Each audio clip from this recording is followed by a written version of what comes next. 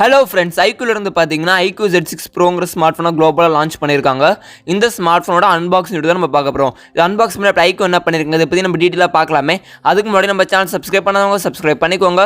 இப்போ அதோட bell symbol மறக்காமல் கிளிக் பண்ணி வச்சுக்கோங்க. அப்போ தான் இந்த மாதிரி சால்ஸ் நீங்கள் யூஸ் பண்ணால் பார்க்கலாம். இந்த வீடியோ கடைசி வரைக்கும் பாருங்க. ஃபுல்லாக பார்த்துட்டு பிடிச்சிருந்துச்சா லைக் பண்ணுங்க, ஷேர் பண்ணுங்க, கமெண்ட் பண்ணுங்க. சரி, இப்போ அந்த ஸ்மார்ட் ஃபோன் நம்ம அன்பாக்ஸ் பண்ணலாம். பாக்ஸ் ஓப்பன் பண்ணே பார்த்தீங்கன்னா ஃபர்ஸ்ட் எடுத்து ஒயிட் கலர் ஒரு சின்ன பாக்ஸ் இருக்கு. இதுக்குள்ள பார்த்தீங்கன்னா டாக்குமெண்டேஷன் தந்திருக்காங்க அண்ட் டிரான்ஸ்பரண்ட் கேஸ் இருக்கு.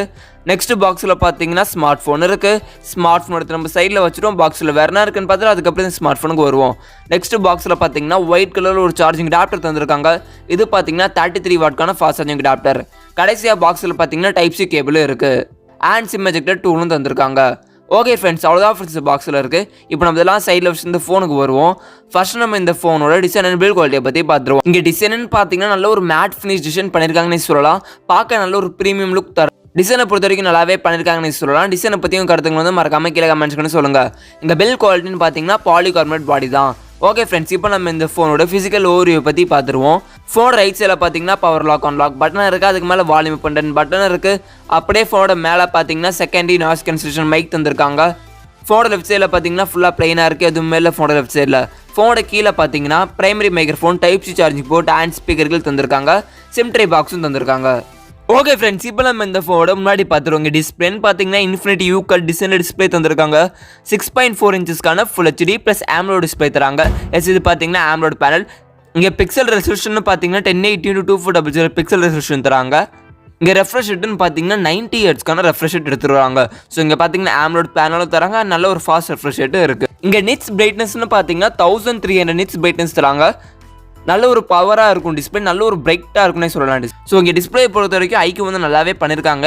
நல்ல ஒரு குவாலிட்டியான ஆம்லோட் பேனல் எடுத்துருவாங்க. நல்ல ஒரு ஃபாஸ்ட் ரெஃப்ரெஷ் ரேட்டும் இருக்குது. ஸோ டிஸ்பிளே பற்றி கருத்துக்கு வந்து மறக்காம கீழே கமெண்ட்ஸ்னு சொல்லுங்கள். ஓகே ஃப்ரெண்ட்ஸ், இப்போ நம்ம இந்த ஃபோனோட பின்னாடி பார்த்துருவோம். இங்கே பின்னாடி அந்த கேமராஸ் பற்றி பார்த்துருவோம். கேமராஸ்னு பார்த்தீங்கன்னா ட்ரிபிள் ரியர் கேமரா செட்டப் தந்திருக்காங்க.